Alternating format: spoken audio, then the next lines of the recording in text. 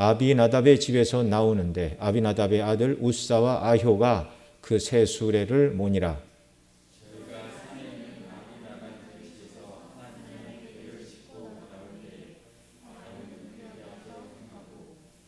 다윗과 이스라엘 온 족속이 잣나무로 만든 여러 가지 악기와 수금과 비파와 소고와 양금과 제금으로 여호와 앞에서 주악하더라.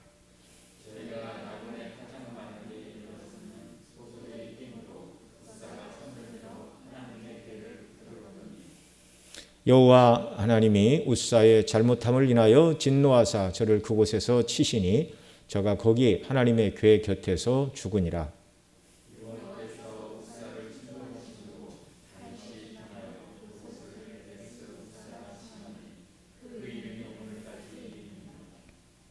다윗이 그날에 여호와를 두려워하여 가로되 여호와의 궤가 어찌 내게로 오리요 하고 여호와의 궤를 옮겨 다윗성 자기에게로 메어 가기를 즐겨하지 아니하고 치우쳐 가드 사람 오벳 에돔의 집으로 메어 간지라.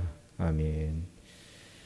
이 시간 찬송가 418장, 새 찬송가는 299장 찬미로 영광을 돌리시겠습니다.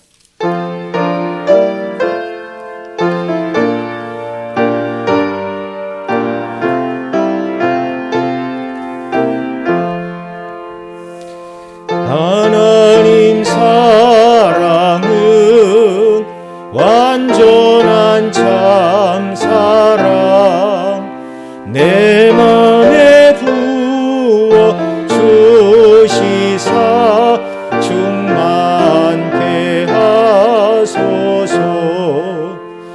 내 주의 참 사랑 햇빛과 같으니 그 사랑 내게 비추사 뜨겁게 하소서. 그 사랑 앞에는 풍파도 그치며 어두운 밤도 하나니 그 힘이 크도다.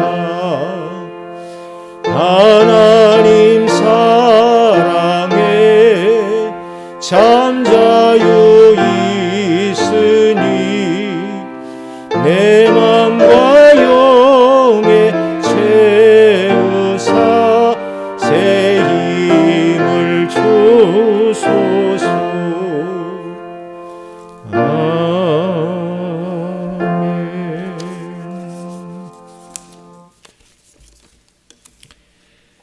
아멘. 블레셋과 지난 시간은 전투에서 다윗이 승리한 내용들을 우리가 살펴보았습니다. 처음부터 끝까지 다윗이 그 전투를 이길 수 있었던 것은 하나님 편에 서 있었기 때문입니다. 그래서 여부수 곧 예루살렘을 점령했던 이유도 하나님께서 내가 이곳을 택하고 여기 거하기를 기뻐하였다 말씀하신 대로 그 말씀 이전에 이미 하나님께서 그 여부수 땅을 비롯해서 모두를 이스라엘 백성들에게 유업으로 주신 땅인데 거기가 강성하다는 이유로 아직까지 점령을 못한 성읍이었습니다. 그래서 아브라함에게 주셨고 또 여호수아가 그 백성들을 이끌고 가나안 땅에 들어갔을 때 이미 이스라엘 백성들에게 기업으로 주었는데 아직도 정복하지 못하였고 또 하나님께서 여부수를 택하고 내가 거기 거하겠다 이렇게 말씀하신 큰 성읍을 이제 다윗이 통화방이 되어 맨 먼저 거기를 수복을 했습니다. 그 다음에 이제 블레셋 사람들이 다윗이 통화방이 되었다는 이야기를 듣고 군사를 이끌고 쳐들어왔다는 것을 살펴봤죠. 그래서 블레셋은 지중해 그러니까 이스라엘 서쪽 땅에만 이제 몇몇 성에 있어야 될 사람들인데 예루살렘 근처까지 그들이 진격을 할 정도로 엄청나게 세력을 확산하였고 또 많은 군사들을 가지고 있었다는 것을 우리가 알게 됩니다. 산술적으로나 숫자적으로만 보면 그 전쟁에서 도저히 블레셋을 이길 수가 없었죠. 그런데 다윗의 승리의 비결은 처음부터 끝까지 하나님을 의지하는 거였습니다. 일반적으로 사람들이 전쟁을 할 때는 전쟁에 참여하는 군인의 수, 그 다음에 고대 시대니까 말과 또 병거, 칼과 화살과 같은 전쟁의 물자가 얼마나 적군에 비해서 많은가, 이런 것을 가지고 전쟁을 해야 되나 말아야 되나, 또 전쟁을 할 수 있다 해서 이길 수 있다, 뭐 이런 자신감들을 갖는 것이죠. 그러나 다윗은 처음부터 끝까지 전쟁은 하나님께 속한 것이다, 이걸 이미 골리앗을 이길 때 젊은 나이에 체험을 했습니다. 그래서 그 많은 블레셋이 물러왔을 때 하나님 앞에 기도했습니다. 네. 내가 올라가리까? 올라가면 저들을 이길 수 있겠습니까? 올라가라. 결단코, 정말 단정코 내가 이기리라. 그 다음에 얼마 후에 또 왔어요. 근데 정말 이미 하나님께서 승리를 주셨고 한번 싸워본 경험이 있는데 백성들을 향하여, 자, 지난번 했던 대로 알지요? 똑같이 나가서 한번 싸워봅시다. 그렇게 하지 아니하고 이번에 또 엎드려 기도했습니다. 그랬더니 이제 두 번째 하나님께서 방식을 달리하셨죠. 직접 나가지 말고 뒤로 돌아가 뽕나무 숲을 사이 뒤에 숨어 있다가 그들을 기습하되 뽕나무 위에서 걸음 걷는 발자국 소리가 나거든 그때 함께 공격하라. 내가 너희에 앞서 나가서 싸우리라. 하나님이 친히 앞서 싸우시고 또 그 하나님이 뒤를 따라 그들이 전쟁에 임하였고 싸워서 이기는 그런 은혜를 얻게 되었습니다. 자, 처음부터 끝까지 하나님께 묻고 하나님의 지시하심을 받아서 살아가는 것, 이것이 다윗의 위대한 점이었습니다.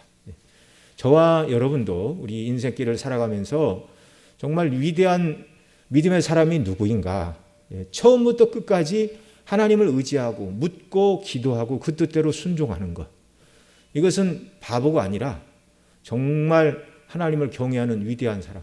이건 쉬운 일이 아니라 매 순간 하나님께 엎드려 기도하고 묻는다는 건요, 어려운 일입니다. 쉽지 않은 일이에요. 그래서 늘 우리가 하나님이 기뻐하시는 이 일을 우리가 잘 감당해야 하겠습니다. 그리고 나서 이제 오늘 본문에 보면 다윗의 마음속에 정말 하나님의 지금 제대로 된 성소가 없고 또 시편 132편 다윗이 지은 시에 보면 하나님의 지금 법궤가 어디 있는지도 모르던 그런 시절이 있었습니다. 그래서 하나님의 영광을 위하여 이미 지난번 132편 그 뒷부분 우리 공부하면서 하나님께서 내가 이곳을 택하였고 내가 여기 있기를 원한다. 하나님께서 예루살렘을 택하시고 다윗의 보좌가 있는 그곳에 하나님께서 영광을 나타내시기를 기뻐하신다. 이미 말씀해 주셨죠. 그래서 다윗은 여호와의 법궤를 자기의 성 다윗성으로 모셔와야 되겠다. 충분하고 분명한 이유가 성경에 기록이 되고 있습니다. 그래서 그 일을 시작을 했는데 결국 하나님께서 우리가 읽은 대로 법궤를 옮기는 도중에 말이 이렇게 수레가 움직이자 우사가 법궤가 넘어질까 봐 손으로 잡았습니다. 그래서 하나님께서 우사를 치심으로 우사가 그곳에서 죽었고 다윗이 놀라고 당황하여 이거 하나님께서 기뻐하시는 일이 아니구나라는 것을 깨닫고 법궤를 옮기는 일을 중단하는 내용이 오늘 우리가 읽은 6장 앞부분의 내용이죠. 5장에서 하나님께서 큰 승리를 주신 것과 또 6장에서 다윗이 하나님을 위하여 선한 일을 감당하려 했으나 결국 성공하지 못하고 우사가 죽게 되는 이런 일들. 그러니까 한편으로는 왜 하나님께서 다윗의 본심을 몰라주시는가 이런 생각이 들 수도 있습니다.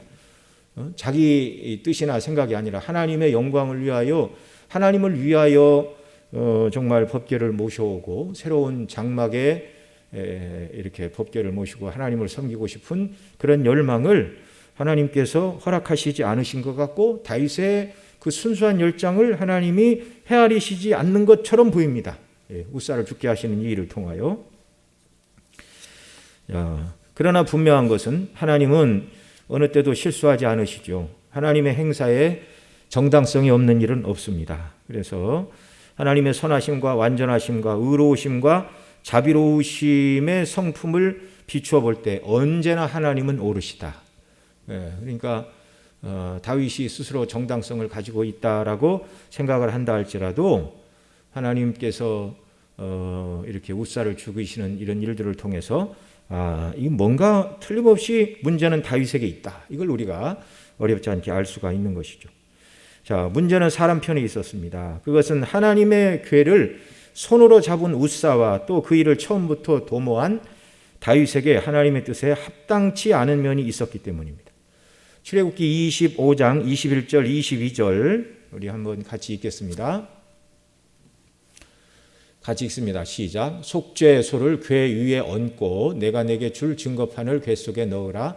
거기서 내가 너와 만나고 속죄소 위 곧 증거궤 위에 있는 두 그룹 사이에서 내가 이스라엘 자손을 위하여 내게 명할 모든 일을 내게 이르리라. 아멘. 이렇게 말씀해 주셨습니다. 자, 속죄소 궤 위에 속죄소는 이제 이 궤는 이제 법궤를 말하죠. 법궤 뚜껑을 속죄소라고 말합니다. 그러니까 궤 위에 얹고 이게 법궤예요. 왜 법궤냐면 하나님께서 십계명을 기록하신 두 돌비를 주셨고 거기에 넣으라고 그러셨거든요. 그러니까 그래서 법궤 또는 언약궤라고 부르는 그 궤 뚜껑이 속죄소인데 정금으로 쳐서 만들었죠. 얹고 내가 내게 줄 증거판을 궤 속에 넣으라. 그건 바로 이제 십계명의 두 돌비를 말하는 것이고요. 22절 거기서 내가 너와 만나고 속죄소 법궤 뚜껑을 속죄소라고 말씀을 드렸는데 속죄의 은혜를 베푸시는 장소다라는 의미의 속죄소 또는 시은소라고도 부릅니다. 은혜를 베푸는 장소 또는 시은 좌라고도 합니다. 은혜를 베푸는 자리. 그 법궤 뚜껑에 지성소에 들어가서 짐승의 피를 뿌리고 하나님 앞에 기도할 때 용서를 베푸시는 그런 일이 있었죠. 속죄소이고 증거궤 위에 있는 두 그룹 사이에서 내가 이스라엘 자손을 위하여 내게 명할 모든 일을 내게 이르리라 이렇게 말씀을 이미 해 주셨습니다. 굉장히 중요하죠. 하나님의 영광이 임재하는 곳이고 또 백성들의 죄를 용서하시는 용서를 베풀어 주시는 은혜. 그러니까 이스라엘 백성들의 신앙생활에 있어서 가장 중요한 자리가 바로 이 속죄소였습니다. 이것은 예수님의 십자가의 보혈을 내다보시고 짐승에 뿌린 피가 바로 예수님이 십자가에서 흘리실 보혈의 피죠. 그래서 그 피가 의미하는 참된 속죄의 피인 그리스도의 피를 내다보시고 하나님께서 은혜를 베푸시고 용서하시는 이런 은혜. 너무너무 중요한 것이죠. 그런데 이 법궤를 이제 사무엘상 앞부분에 보면 4장 5장에 보면 블레셋과의 전투가 일어났을 때 이스라엘 백성들이 전투의 지자 법궤를 앞세우고 나가는 일이 있었지만 하나님께 회개하거나 은혜를 구하지 않고 법궤만 가지고 나가면 하나님께서 무조건 승리를 주실지 오해하고 법궤를 전투에 모시고 나갔지만 이스라엘이 빼앗겼죠. 빼앗겼고 큰 충격을 받았죠. 빼앗겼지만 하나님께서 이제 사무엘상 4장 5장에 보면 그 블레셋 사람들이 법궤를 빼앗아 자기들의 신 다곤 신당에 갖다 놨는데 아침에 일어나면 다곤 신당이 법궤 앞에 엎드려 있고 다시 세우면 또 그러고 그러다가 다곤 신상이 목이 부러져 있고 또 독종으로 그들을 치시사 수많은 사람들이 죽어나가고 그러자 결국 이 블레셋 사람들이 여호와의 궤를 돌려보냈습니다. 돌려보낼 때 어떻게 돌려보냈냐면 그들이 새 수레를 만들어서 그들이 싣고 돌려보냈죠. 어떻게 법궤를 대해야 되는지 몰랐습니다. 차라리 이스라엘 백성들을 향하여 너희 하나님의 법궤를 도로 너희가 가지고 가라, 모셔가라 이렇게 했으면 나았을 뻔했는데 그렇게 하지 않고 그들이 수레에 실어서 법궤를 돌려보낸 일이 있었습니다. 그런데 이 베세메스 사람들이 블레셋으로부터 이 법궤가 돌아오니까 혹시 이 블레셋 사람들이 법궤에 손을 대지 않았는가 그래서 하지 말아야 될 일을 했습니다. 법궤 뚜껑을 열고 들여다봤죠. 그 안에 두 돌비와 아론의 쌍난 지팡이와 만나를 담은 항아리가 제대로 있는가 자기들 나름대로는 혹시 블레셋 사람들이 손을 대지는 않았는가 이런 생각을 하고 들여다봤지만 그것은 하지 말아야 될 일이었습니다. 그래서 하나님의 거룩을 침노한 그들을 하나님이 치심으로 그날 5만 또는 70인이 죽음을 당했다라고 사무엘상 6장 19절에서 기록을 해주고 있습니다. 그 이후 이 하나님의 법궤는 기럇 여야림 숲속으로 옮겨져 아미나답의 집에 놓여지고 50년 동안 방치되는 그런 일이 있었습니다. 사울의 통치 기간에는 역대상 13장 3절에 보면 궤 앞에 묻지 아니하였다 이렇게 말하고 있었는데요. 사울의 통치 시대의 여호와의 궤는 잊혀진 성물이었습니다.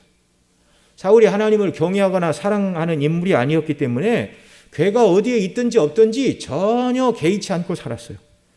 그러나 다윗은 어린 시절부터 주의 보좌의 상징인 하나님의 언약궤, 곧 법궤가 어디에 있는가 늘 마음이 쓰여 있고, 그래서 하나님의 영광을 위하여 그 성소를 제대로 짓고 법궤를 모시고 바르게 살고 싶은 그런 마음이 있었죠.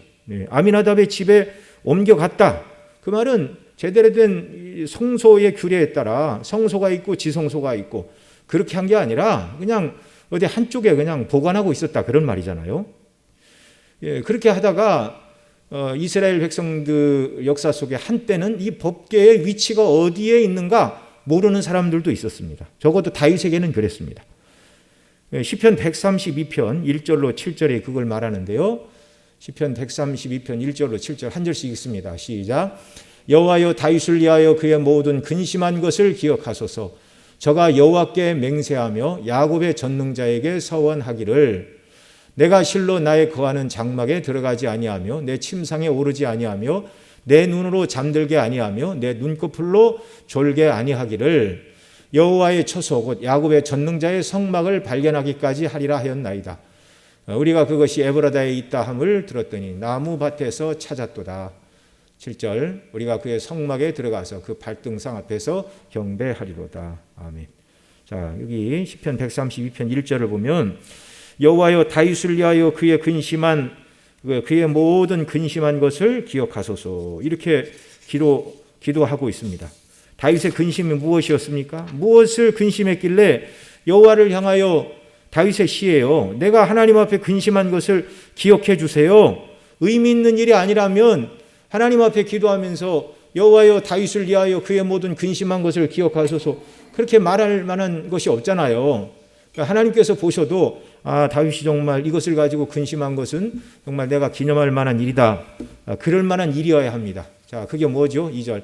저가 여호와께 맹세하며 야곱의 전능자에게 서원하기를 서원했다 이렇게 말하죠. 서원은 아무 때나 하는 것은 아니었습니다. 서원에 관한 규례가 레위기 27장에 나오는데 하나님 앞에 무엇을 하겠다고 이렇게 결심하고 일정 기간 그 일에 온전히 자신을 드리는 것을 서원이다 이렇게 말합니다. 이 서원은 하나님의 도우심을 받기 위해서 서원하기도 하고 또는 베풀어 주신 은혜에 감사하기 위하여 서원하기도 하는데요. 이 서원은 자발적으로 하는 것인데 서원하지 않는다고 해서 죄가 되는 것은 아닙니다. 그러나 서원을 했으면 반드시 지켜야 했고 지키지 못했을 경우에는 속건제 희생 예물을 드리라. 이게 레위기 5장에서 가르치고 있는 규례입니다. 성경에서 보면 몇몇 사람이 서원한 것을 알게 되죠. 야곱이 창세기 28장에 보면 꿈을 꾸고서 여기가 베델이다. 사닥다리 위로 천사들이 오르락내리락 하는 것을 보고 여기가 하나님의 집이다 그렇게 말하고 나를 평안히 아버지의 집으로 돌아오게 하시면 내가 하나님의 전을 세우고 11조를 드리겠다. 그게 야곱의 서원이었습니다. 또 입다도 암몬과의 전쟁에서 이기게 하시면 내가 집으로 돌아올 때 나를 제일 먼저 영접하는 사람을 하나님께 드리겠다. 그렇게 말했죠. 그리고 한나도 사무엘상 1장에 보면 아들을 주시면 하나님께 드리겠습니다. 이게 다 서원입니다. 오늘 본문에서도 다윗이 서원을 하고 있는데 다윗의 서원의 내용은 무엇이죠? 사울왕 때에 행방을 잃어버린 법궤가 어디 있는가 찾게 될 때까지 시편 132편 3절 자 바로 그 말입니다. 하나님의 법궤가 어디 있는가 찾게 될 때까지. 자 3절부터 쭉 읽습니다. 내가 실로 나의 거하는 장막에 들어가지 아니하며 내 침상에 오르지도 아니하며. 이 법궤가 어디 있는지 행방을 모르던 그때 다윗이 하나님 앞에 서원하고 있어요. 하나님, 제가 서원합니다. 서원의 내용이 무엇인가? 내가 하나님의 법궤를 찾아 그 앞에 경배할 때까지 내가 나의 거하는 장막에 들어가지도 아니하며 침상에 오르지도 아니하며 4절도 읽습니다. 내 눈으로 잠들게도 아니하고 내 눈꺼풀로 졸게도 아니하기를. 그다음 5절 여호와의 처소 곧 야곱의 전능자의 성막을 발견하기까지 하리라 하였나이다. 예, 다윗은 온통 하나님께 마음을 쏟고 있고 이 법궤를 발견하고 성막을 발견할 때까지 장막에도 안 들어가고 침상에도 안 올라가고 잠도 안 자고 또 눈꺼풀로도 졸게 하지 않고 몇 날 며칠이 되었든지 성소의 위치, 법궤의 위치를 찾을 때까지 그리고 그 앞에서 경배할 때까지 저는 그 일만 하겠습니다. 그렇게 서원을 하였어요. 그리고 6절에 있는 것처럼 우리가 그것이 에브라다에 있다함을 들었더니 나무밭에서 찾았도다. 에브라다 어디 있는 나무밭 밑에 사람들한테 잊혀진 성물이 되었습니다. 법궤가. 여호와 앞에 묻지도 않고 여호와의 궤가 어디 있는지 관심도 없다. 그만큼 영적으로 퇴보한 시대라는 것을 보여주는 것이죠. 여호와를 사랑하는 다윗에게 있어서 여호와의 이름의 영광이 담긴 법궤가 어디 있는지 모른다는 것은 있을 수 없는 일이었습니다. 그것은 다윗이 이스라엘의 통화방이 된 후에 가장 먼저 여부스 곧 예루살렘을 정복한 것과 같은 이유였는데요. 두 주 전에 사무엘하 5장 6절 10절 말씀을 생각해 보면서 다윗이 여부스를 정복한 이유, 시편 금방 말씀드린 132편 뒷부분 13절 17절에 이렇게 말합니다. 같이 읽습니다. 시작. 여호와께서 시온을 택하시고 자기 거처를 삼고자 하여 이르시기를 이는 나의 영혼이 쉴 곳이라 내가 여기 거할 것은 이를 원하였음이로다. 내가 이 성의 식료품에 풍족히 복을 주고 양식으로 그 빈민을 만족케 하리로다. 내가 그 제사장들에게 구원으로 입히리니 그 성도들은 즐거움으로 외치리로다. 내가 거기서 다윗에게 뿔이 나게 할 것이라 내가 내 기름 부은 자를 위하여 등을 예비하였도다. 아멘. 자, 하나님께서 시온을 택하셨음을 이렇게 말씀하셨고 그래서 다윗은 하나님의 택하신 예루살렘을 회복하는 것이 가장 큰 관심사여서 여부스로부터 그 성을 빼앗았을 뿐만 아니라 그리고 또 왜 법궤를 이곳으로 옮겨오려고 말을 하는가? 우리가 읽은 시편 132편 13절 14절에서 말했죠. 여호와께서 시온을 택하시고 자기 거처를 삼고자 하여 이르시기를 이는 나의 영혼이 쉴 곳이라 내가 거기 거할 것은 이를 원하였음이로다. 이 말씀은 하나님께서 거기에 성소 또는 솔로몬 시대에 짓게 될 성전을 짓게 하시고 거기에 임재하여 영광을 나타내시기를 하나님이 원하셨다는 계시의 말씀입니다. 하나님께서 이렇게 다윗에게 뜻을 보이시고 예루살렘은 나의 택한 곳이고 내가 거기를서 있기를 원하노라. 그러니까 다윗이 예루살렘에 성소를 짓고 법궤를 모셔오는 일은 자기 욕심으로 한 일입니까? 하나님이 기뻐하시고 원하셔서 하시고 있는 일입니까? 하나님이 원하시고 명하신 일이에요. 그래서 지금 법궤를 옮기고 있습니다. 만일 하나님께서 다른 곳에 성막을 정하시고 법궤는 옮기는 것이 아니다 그랬음에도 불구하고 다윗이 법궤를 옮겼다고 그러면 그러다가 웃사가 죽고 무슨 일이 생겼다 그러면 당연히 다윗이 하나님의 뜻을 거스리고 하나님이 원하시지도 않으셨는데 자기 임의대로 성소의 처소를 옮기는 죄를 범하는 일이었죠. 그런데 여기 시편 132편처럼 하나님께서 시온을 택하시고 자기 거처를 삼고자 하여 이르시기를 이는 나의 영혼이 쉴 곳이라 내가 여기 거할 것은 이를 원하였습니다. 그래서 얼마든지 하나님이 기뻐하시는 일을 위하여 다윗은 거기에 새로운 성소를 짓기를 원하였고 성소의 핵심은 성소와 지성소 아닙니까? 지성소에 이렇게 안치할 법궤를 옮기는 것이야말로 너무나 마땅하고 합당한 일이었어요. 하나님의 뜻을 따라 순종하는 아름다운 모습입니다. 정말 저와 여러분 모두가 행하는 일들이 하나님의 뜻인가 여기에 관심을 가져야 됩니다. 그래서 하나님의 뜻대로 행하는 사람. 오늘 그 낮에 우리 예배 끝나고 나서 우리 그 풍성구역 이렇게 대신방 뭐 형편이 안 돼서 주일에 이렇게 모이기는 했는데요. 그래서 우리 말씀을 상고하면서 정말 주께서 심지가 견고한 자를 평강의 평강으로 인도하시리니 이는 저가 주를 의뢰하였습니다. 그 말씀 우리가 생각을 해보았는데, 주를 끝까지 의뢰하는 자, 그 말씀대로 순종하며 살아가는 자, 이런 사람은 심지가 견고한 사람인데 하나님께서 평강의 평강으로 인도하신다, 그렇게 말씀하십니다. 성도는 처음부터 끝까지 하나님의 말씀대로 순종하며 나가야 돼요. 그게 하나님을 의뢰하는 방식입니다. 그럴 때 평강의 평강으로 인도하신다, 샬롬의 샬롬으로 인도하신다. 어떤 어려움이 없이, 문제도 없이 참된 평강과 복락 가운데, 깨지지 않는 참된 평강 가운데 하나님 앞에 살기를 원한다면, 여러분, 저와 여러분 모두는 신앙생활의 모든 국면, 우리의 삶의 모든 국면이 하나님의 말씀대로 순종하는 삶이어야 한다는 것입니다. 단순하고서도 너무나 분명하고도 명쾌한 하나님께서 우리에게 보이신 뜻이에요. 자, 그래서 전체 이스라엘 통합왕이 되어 하나님께서 내가 여기 거하리라 말씀하신 곳, 하나님께서 보좌를 두기를 원하시는 그 여부수를 빼앗았고, 그래서 다윗성 예루살렘이라 이름을 바꾸었고, 그리고 그곳에 성소를, 새로운 처소를 예비하고 하나님의 법궤를 모셔오려고 오늘 본문에 보면 군사 3만을 데리고 다윗이 이 일을 하고 있습니다. 그래서 오늘 본문 사무엘하 6장 1절 2절 말씀 보겠습니다.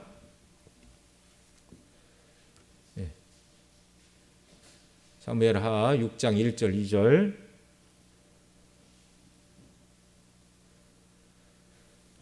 우리 같이 성경을 읽죠. 시작. 다윗이 이스라엘에서 뺀 무리 3만을 다시 모으고 일어나서 그 함께 있는 모든 사람으로 더불어 바알레 유다로 가서 거기서 하나님의 궤를 메어오려 하니 그 궤는 그룹들 사이에 자정하신 만군의 여호와의 이름으로 이름하는 것이라.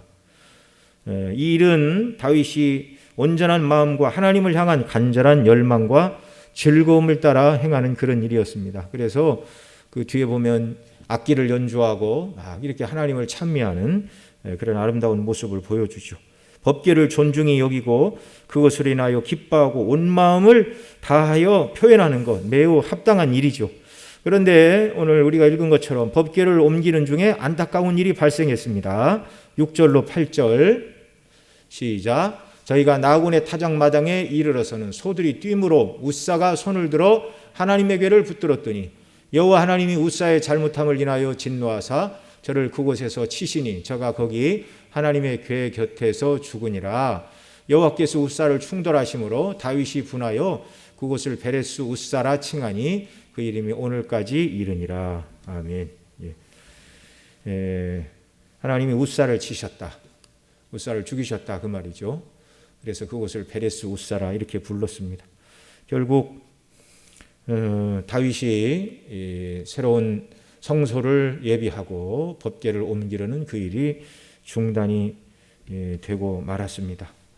우리가 살펴본 것처럼 시편 130편에 있는 것처럼 이미 하나님께서 다윗에게 내가 시온을 택하고 거기에 내가 영원히 거하겠다 말씀해 주셨고, 그 약속의 말씀에 의해서 다윗이 예루살렘에 성소를 예비하고 법궤를 옮기고자 했지만 그 일이 뭔가 하나님이 기뻐하시지 않는 요소가 있어서 중단되고 말았다는 것입니다.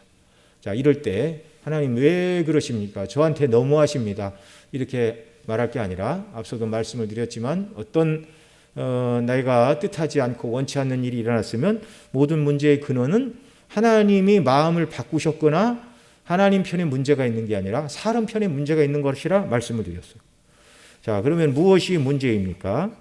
무엇이 문제여서 하나님께서 예루살렘을 택하시고 내가 여기 거처를 삼아 쉬겠다 하셨고, 그래서 다윗이 성소를 예비하고 법궤를 모셔오고자 하였는데 무엇이 하나님의 뜻에 합당치 않는 것이 있어서 웃사가 죽고 법궤를 모셔오는 이 일이 중단되고 말았는가? 과정이나 어떤 일을 행할 때 목적이 옳다 하여도 그 일을 이루어가는 과정이나 방식이 잘못되면 하나님께서 기뻐하시지 않는다는 것을 오늘 본문 사건을 통하여 가르쳐주고 계십니다. 목적이 옳고 선하면 과정과 방법도 옳고 마땅해야 한다라는 것이죠. 이것은 이 세상을 살아가는 사람 사이에서도 마찬가지입니다. 여러분 뭐 한때 무슨 의적이라는 말 들어보셨죠? 의로운 도적. 이건 앞뒤가 안 맞는 말입니다. 도적은 남의 것을 빼앗는 불의한 사람이죠. 그런데 의적 그러면 의로운 도적이다 그 말인데 이것은 성립할 수가 없는 말이에요. 예를 들어서 불법적인 방법으로 부를 취득한 사람들의 것을 빼앗아다가 가난한 사람들에게 나누어 준다. 이 불법적으로 이렇게 돈을 취득한 사람이 자기가 원해서 이것을 국가에 내놓던가 사회에 환원하던가 가난한 사람들에게 나누어 줘야 이게 옳은 일이지, 가진 사람이 불법적으로 취득했다 할지라도 그런 마음을 가지고 있지 않는데 다른 사람이 그것을 빼앗아서 주는 것은 옳은 일이 아닙니다. 그건 잘못된 일입니다. 사람 사이에서도 마찬가지죠. 자, 하나님과 함께 궤를 운반하려 했던 자들이 다윗과 함께 하나님의 궤를 운반하려 했던 자들의 목적은 좋았지만 그 방식에 뭔가 문제가 있었다는 것을 여기서 우리에게 가르쳐 주는 것이죠. 자, 무엇이 문제인가? 그들은 하나님의 궤를 새 수레에 실었습니다. 앞서 말씀드린 대로 블레셋 사람들이 여호와의 궤를 돌려보낼 때 새 수레를 만들고 거기에 법궤를 싣고 돌려보내는 그런 일이 있었죠. 그 사람들은 그 궤를 어떻게 대우해야 되는지를 그들은 몰랐어요. 그러니까 그렇게 할 수밖에 없었죠. 그래서 오늘 사무엘하 6장 3절에 보면 저희가 하나님의 궤를 새 수레에 싣고 산에 있는 아미나답의 집에서 나오는데 아미나답의 아들 우사와 아요가 그 새 수레를 모니라 이렇게 말합니다. 그런데 이 하나님께서 모세 시대, 모세는 주전 1500년 전 사람이죠. 다윗은 주전 1000년 전 사람이고, 그러니까 이미 500년 전에 하나님께서 성소에 관한 규례, 법궤를 주실 때 또 성소 안에 있는 법궤뿐만 아니라 성소 안에 있던 향단, 그 다음에 촛대, 그 다음에 진설병을 올려놓은 떡상, 뭐 이런 모든 규례들을 이미 다윗 시대보다 500년 전에 이미 다 주셨어요. 그리고 그 광야 시대는 이제 하나님께서 낮에는 구름 기둥, 밤에는 불 기둥, 구름이 일어나면 레위인들이 해야 될 일이 무엇이냐면 바로 성소로 달려가서 성소의 그 겉에 이 장막을 걷고 그 다음에 널판을 걷고 그 안에 있는 것들을 이렇게 덮어서 이동해야 하는 그런 일들. 그리고 하나님의 구름이 어딘가 정착을 하면 다시 자리를 잡고 또 성소를 또 새롭게 짓고 그렇게 장막을 다시 이렇게 펴는 그런 일들을 해야 했습니다. 자, 그때 민수기 6장 4절로 6절 말씀해 보면 하나님의 법궤를 어떻게 운반해야 되는가 그 방식을 분명히 말씀해 주고 있습니다. 우리 같이 읽습니다. 고앗 자손의 회막한 지성물들에 대하여 할 일은 이러하니라. 행진할 때에 아론과 그 아들들이 들어가서 간 막는 장을 걷어 증거궤를 덮고, 그 다음 6절, 그 위에 해달의 가죽으로 덮고 그 위에 순청색 보자기를 덮은 후 그 채를 꿰고 이렇게 말씀합니다. 궤를 옮길 때 증거궤를 덮으라 하시는데 간 막는 장을 걷어 증거궤를 덮되 그 위에 해달의 가죽으로 덮고 순청색 보자기로 덮고 그 채를 꿰라. 왜 성소의 물건들을 다 덮으라고 하시죠? 그것은 사람들이 쓸데없는 호기심을 갖지 않도록 하기 위함입니다. 법궤는 어떻게 생겼는가? 향단과 촛대와 진설병의 상은 어떠한가? 괜한 관심을 가지고 그것을 살펴보려 하면 죽임을 당할 것이라고 경고하고 계십니다. 하나님의 성물입니다. 그것을 민수기 4장 20절에서 이렇게 경고하십니다. 같이 읽습니다. 그들은 잠시라도 들어가서 성소를 보지 말 것은 죽을까 함이니라. 하나님께서 주신 거룩한 규례 방편은요, 인간의 호기심의 대상이 아니라는 거예요. 민수기 4장 15절에서는 또 이렇게 말합니다. 같이 읽습니다. 행진할 때 아론과 그 아들들이 성소와 성소의 모든 기구 덮기를 필하거든 고앗 자손이 와서 맬 것이니라. 그러나 성물은 만지지 말지니 죽을까 하노라. 회막 물건 중에서 이것들은 고앗 자손이 맬 것이며.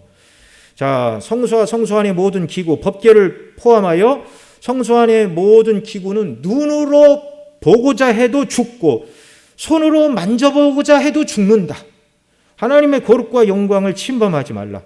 그래서 얼른 덮고 그 다음에 그 각 성물들은 이제 채로 꿰 수 있는 이 고리를 다 만들어 놨죠. 거기에 채로 꿰서 고앗 자손이 어깨에 매라. 손으로 만지지 말고 채로 꿰서 어깨에 매라. 그것이 성막에 있는, 성소에 있는 지성물들을 옮기는 하나님께서 주신 규례요 방식이었습니다. 그래서 민수기 4장 25절 26절에 보면 게르손 자손들에게는 이렇게 말씀하십니다. 같이 읽습니다. 게르손 가족의 할 일과 맬 것은 이러하니 곧 그들은 성막의 앙장들과 회막과 그 덮개와 그 이외 해달의 가죽 덮개와 회막의 문장을 매이며. 자, 이제 레위 지파가 고앗 자손, 게르손, 무라리 이렇게 이렇게 자손이 있잖아요. 말씀드린 대로 고앗은 지성물을 옮기는 담당. 그다음에 게르손은 그 성막의 앙장들, 이렇게 천들을 말합니다. 이것을 옮기라 말씀하셨고, 그다음에 무라리 자손에게는 무엇을 맡기셨는가? 31절, 32절을 보면 같이 읽습니다. 그들이 직무를 따라 회막에서 할 모든 일 곧 그것을 맬 것이니 이러하니라. 그 장막의 널판들과 그 띠들과 그 기둥들과 그 받침들과 그다음에 뜰 사면 기둥들과 그 받침들과 그 말뚝들과 그 줄들과 그 모든 기구들과 무릇 그것에 쓰이는 것들을 하나님께서 무라리 자손에게 맡기셨어요. 고앗에게는 지성물들, 그다음에 게르손 자손에게는 성막의 앙장들, 이런 가죽 천으로 된 덮개, 그다음에 무라리 자손에게는 장막의 널방과 기둥, 사면의 받침, 말뚝, 그리고 이것을 고정시키는 줄들, 이것을 다 옮기는 일을 그렇게 맡기셨습니다.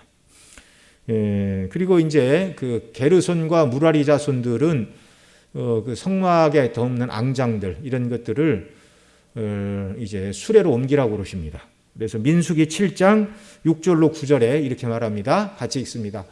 모세가 수레와 소를 받아 레위인에게 주었으니 곧 게르손 자손에게는 그 직임대로 수레들과 소 넷을 주었고 무라리 자손들에게는 그 직임대로 수레 넷과 소 8을 주고 제사장 아론의 아들 이다말로 감독해 하였으나 그 다음 9절 고앗 자손에게는 주지 아니하였으니 그들의 성소의 직임은 그 어깨로 매는 일을 하는 까닭이었더라. 그래서 게르손과 무라리는 성막의 앙장들과 덮개, 그 다음에 받침과 널판들 이런 것들을 수레에 실어서 옮기게 하셨으나 고앗 자손들 곧 성소의 거룩한 물건들을 옮기는 그들에게는 수레를 주지 않고 채로 꿰어 오직 어깨에 메고서 옮기게 그렇게 하신 것이에요. 그러니 성막의 각종 기구 곧 덮개와 향단과 촛대와 진설병의 떡상을 맡은 고앗 자손에게는 수레와 소를 주시지 않고 그 모든 기구들을 얼른 천으로 덮어 눈으로 보지 못하게 하셨습니다. 눈으로 보면 죽는다. 손으로 만지지도 못하게 하셨어요. 손으로 만져도 죽는다. 얼마나 두려운 말씀입니까? 하나님의 속한 이 거룩한 규례들은 인간의 호기심과 이렇게 지적 호기심을 충족시키고 그럴 물건이 아니라 그 말이죠. 소도 주시지 않고 수레도 주시지 않고 오직 고앗 자손이 채로 꿰어 어깨에 매서 옮기라. 그만큼 조심하고 조심하라는 것이죠. 성소의 모든 기구를 옮기는 방식을 규정하신 민수기 4장, 민수기 7장에 따르면 하나님의 법궤를 새 수레에 싣고 소가 끄는 방식으로 옮길 수 없었습니다. 블레셋 사람들은 그렇게 모르니까 돌려보낼 수 있었지만 어찌하여 이스라엘 백성들이 블레셋 사람들이 법궤를 돌려보낸 방식으로 이 법궤를 옮기려고 했는가? 이게 바로 조심성이 없어서 그런 것이죠. 자기들 시대보다 500년 전에 이미 민수기를 통하여 하나님께서 주신 말씀을 잘 연구를 했다면 절대 그렇게 하지 않았을 것입니다. 근데 왜 그 방식으로 옮겼는가를 역대상 13장 1절로 3절에서는 이렇게 말합니다. 같이 읽습니다. 다윗이 천부장과 백부장 곧 모든 장소로 더불어 의논하고 이스라엘에 온 회중에게 이르되 만일 너희가 선히 여기고 또 우리의 하나님 여호와께로 말미암았으면 우리가 이스라엘 온 땅에 남아있는 우리 형제와 또 저희와 함께 들어있는 성읍에 거하는 제사장과 레위 사람들에게 보내어 저희를 우리에게로 모이게 하고 우리가 우리 하나님의 궤를 옮겨오자 사울 때는 우리가 궤 앞에서 묻지 아니하였느니라 하며 모든 장수들로 다 모아서 옮기자 그런 의논을 냈어요. 거기까지는 좋죠. 그러면 이제 제사장들이나 경험 있는 사람들이 다 하나님 앞에 하나님께서 예루살렘을 택하셨고 여기에 처소를 정하신다 하셨으니 성소를 옮기는 것이 마땅합니다. 그러면 그 방식까지도 잘 의논을 하고 민수기 4장 7장에 있는 말씀처럼 덮고 앙장과 말뚝과 널빤지는 수레로 옮기지만 성물들은 레위인들이 고앗 자손이 채로 꽤 어깨로 메어서 옮겨야 됩니다. 이렇게 누군가 얘기를 해줬어야 되고 다윗이 그것에 대해 알았어야 되는데 그렇게 하지 않고 사람들과 의논을 해서 내린 결정인데 그런 세밀한 것까지는 살펴보지 못했다 그 말이죠. 다윗이 이번 일은 하나님께 묻지를 않았습니다. 자기의 천부장, 백부장, 50부장들에게는 물었지만 이 문제에 대해서 여호와 앞에 물었더라 이렇게 말하고 있지 않아요. 여러분 우리가 신앙생활하면서 교회 안에서도 어떤 중요한 안건이 있을 때 하나님 앞에 물어야 될 것이 있고 사람들의 의견을 물어야 될 것이 있습니다. 여러분 모든 것을 하나님께서 주신 규례 중에 사람들이 원치 않으면 하지 않고 원하면 하고 그런 거 아니에요. 예를 들어서 그런 것들이죠. 우리가 지금은 이제 코로나 때문에 성찬식을 못 하고 있는데 이것은 이제 특별한 상황이니까 우리가 잠시 멈추고 있지만 예를 들어서 성찬식은 주님이 주신 규례인데 그거 뭐 굳이 해야 됩니까? 이런 특별한 그 건강상해나 감염병의 위험이 아니라 그런 위험이 없는데 우리 그 위험 때 그거 못하니까 그거 예배도 빨리 끝나고 또 이제 감염병 위험이 다 사라졌는데도 그거 뭐 그렇게 할 필요가 있습니까? 그런 의견들을 낼 수는 없는 거예요. 하나님이 주신 이런 아름다운 뜻, 그러니까 사람 사이에 의논해서 결정할 수 있는 것도 있지만 절대로 사람들과 의논할 수 없는 것이 있습니다. 하나님이 명확하고도 분명하게 보여주신 것들. 간혹 교회사 속에서 이 카톨릭을 우리가 이단이라고 그러는데 성경에 없는 것들을 결정을 했어요. 교황은 무엇을 죄를 짓지 않았다. 예수님을 낳은 마리아도 죄가 없다. 무염시태설 뭐 이런 얘기들. 또 예수님을 믿는 믿음 외에 선행을 행해야 구원을 받는다고 우리가 결정을 하자. 여러분 사람들이 결정을 하면 하나님께서 성경을 다시 쓰십니까? 네. 안 되는 거예요. 안 되는 것은 안 되는 거예요. 하나님께서 성경에 미리 말씀하신 것이 있다면 그것은 불변의 법칙이 되어야 됩니다. 이미 다윗보다 500년 이전에 주전 1500년 전에 하나님께서는 모세 시대에 분명하게 이 성소를 옮기게 될 때, 장막을 옮기게 될 때 어떻게 해야 되는가? 규칙과 원리를 주셨어요. 이건 불변의 법칙이에요. 사람이 바꿀 수 있는 게 아닙니다. 근데 그 다윗이 하나님께 묻지 아니하고 천부장, 백부장, 50부장을 모아놓고 어떻게 할까 그러니까 지난번 그 법궤가 베세메스로 이렇게 돌아올 때 블레셋 사람들이 새 수레 이렇게 만들어서 옮겨서 보냈는데 뭐 수레로 날르면 뭐 빨리빨리 하고 일에 효율도 있지 않겠어요? 누가 뭐 이런저런 얘기를 했겠죠. 인간적인 회의의 결과로 새 수레에 궤를 싣고 소가 끌어서 운반하는 것으로 결론이 났습니다. 그러나 이것은 하나님의 방식이 아니었습니다. 오늘날에도 선한 일을 하려는 열심이 있으나 그 방식이 성경적이지 않는 것은 없는가? 이걸 우리가 면밀하게 잘 살피는 그런 일들이 우리에게 있어야 됩니다. 그래서 목적이 선하면 과정도 하나님의 방식으로, 하나님 보실 때 과정도 선한 것. 성경에 보면 맡은 자에게 구할 것은 충성이라 그런 말씀이 있는데 그 충성이라는 말씀도요 처음부터 끝까지 하나님의 뜻대로 순종하는 게 충성임을 여러분 믿으시기 바랍니다. 내 방식대로 하는 건 충성이 아니에요. 하나님의 말씀은 성도의 신앙과 삶의 표준입니다. 다윗이 민수기 4장과 7장을 잘 깨닫지 못하고 법궤를 옮기려 할 때 하나님께서 그 방식을 기뻐하지 않으신다. 하나님이 불쾌하게 여기신다라는 것을 우사가 흔들리는 법궤를 잡을 때 하나님이 그를 치셔서 죽게 하심을 통하여 명백하게 보여주셨습니다. 하나님을 섬기고 하나님의 일에 우리가 수종될 때 처음부터 끝까지 하나님의 방식대로, 하나님의 뜻대로, 거룩하신 하나님의 뜻은 사람이 다 반대를 한다고 해서 그 일을 뒷전에 미룰 수 있는 것은 아닙니다. 우리는 우리의 왕이신 하나님을 섬기는 하나님의 종들입니다. 성물은 만지지 말지니 죽을까 하노라. 절대 성물에 손을 대는 것은 하나님의 뜻이 아닙니다. 우리가 늘 우리 자신을 돌아보지 않는 한 하나님의 일을 인간적인 방식으로 처리할 가능성이 항상 있다는 것을 기억을 해야 됩니다. 한순간도 우리가 방심하지 말고 늘 깨어있는 이런 일들이 우리에게 필요한 것이죠.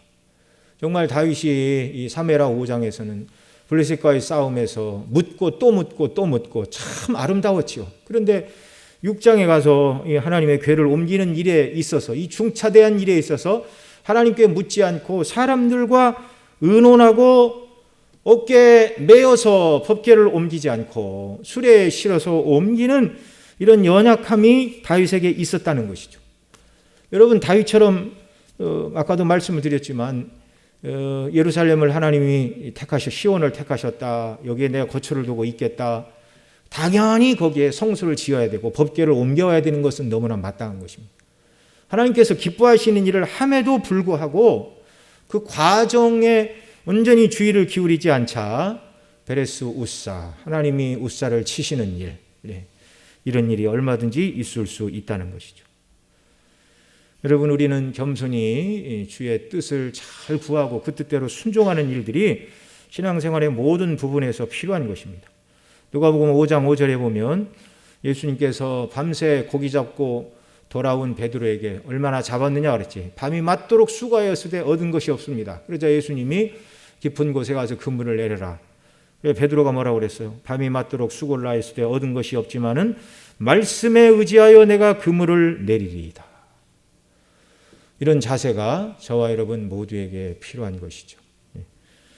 선한 하나님의 목적에 걸맞는 선한 방식을 따라 하나님을 섬기고 온전히 순종하고 늘 묻고 하나님의 뜻이 무엇인가 늘 확인하고 이것이 겸손하게 주를 의뢰하며 섬기는 하나님의 백성들의 삶의 자세인 줄 믿습니다. 주께서 우리 모두에게 이런 은혜 더해 주시기를 바랍니다. 기도하겠습니다. 사랑하시는 아버지 하나님, 우리가 무슨 일을 하고 주님을 섬긴다 할 때 처음부터 끝까지 주의 뜻이 무엇인가, 하나님이 무엇을 원하시는가, 무엇을 기뻐하시는가, 여기에 관심을 두고 나아가는 주의 백성들 다 되게 하여 주시옵소서. 하나님의 뜻이 아니고 사람의 뜻은 다 불완전하고 냄새나고 의의가 없는 것입니다. 정말 우리가 하나님의 일들을 감당할 때 내 생각과 고집을 주장하는 자들이 아니라 주의 뜻이 어디에 있는가, 하나님이 무엇을 원하시는가 늘 깨어서 순종하는 모든 백성들 다 되도록 은혜 위에 은혜를 베풀어 주옵소서. 우리 구주 예수님의 이름으로 기도드리옵나이다. 아멘.